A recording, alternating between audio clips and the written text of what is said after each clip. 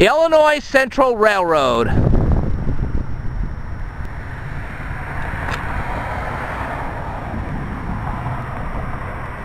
Abraham Lincoln received his largest fee ever for representing the Illinois Central Railroad in a suit against McLean County in 1853 through 1857.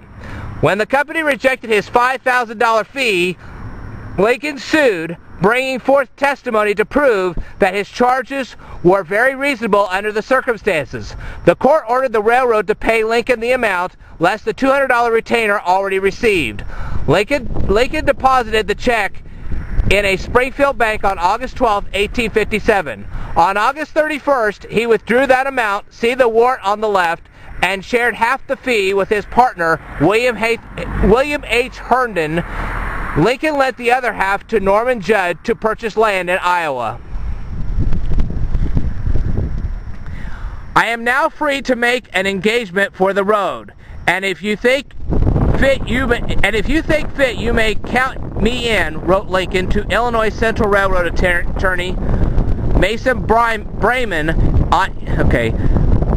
I'm going to read this one more time. I am now free to make an engagement for the road, and if you think fit, you may count me in, wrote Lincoln to Illinois Central Railroad attorney Mason Brayman in October 1853. In 1851, the Illinois Central Railroad charter had exempted it from local taxes, but McLean County taxed its property despite the exemption. The railroad filed suit to avoid paying the local taxes, engaging Lincoln to work with its own attorneys to avoid the taxes. To get the case before the Illinois State Supreme Court, attorneys for the railroad and the county agreed that the McLean County Circuit Court should dismiss the case, which it did, allowing the railroad to appeal it to the Illinois State Supreme Court, where Lincoln was the lead attorney. Lincoln argued that because the state had exempted the railroad from paying local taxes in the charter, the county could not tax its property. In a landmark decision, the Supreme Court ruled that the Illinois Central Railroad charter was constitutional and the Illinois General Assembly had the authority to do so. Despite the victory, Lincoln was forced to sue the railroad for his fee.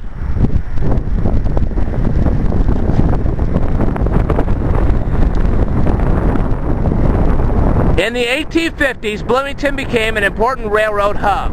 Bloomington State Senator Asahel Gridley had been instrumental in securing the passage of the Illinois Central Railroad through Bloomington, and in 1854, the Alton and Sangamon Railroad reached Bloomington, while the Toledo, Peoria, and Western crossed the northern McLean County.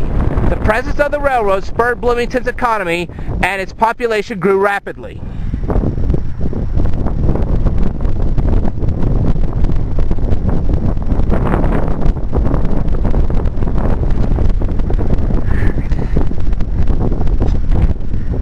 The Illinois Central Railroad Depot, depicted here in an 1860 lithograph, is evidence of Bloomington's rapid growth and prosperity in the 1850s. Abraham Lincoln was placed on retainer by the Illinois Central Railroad through much of the 1850s and handled more than 50 cases for it.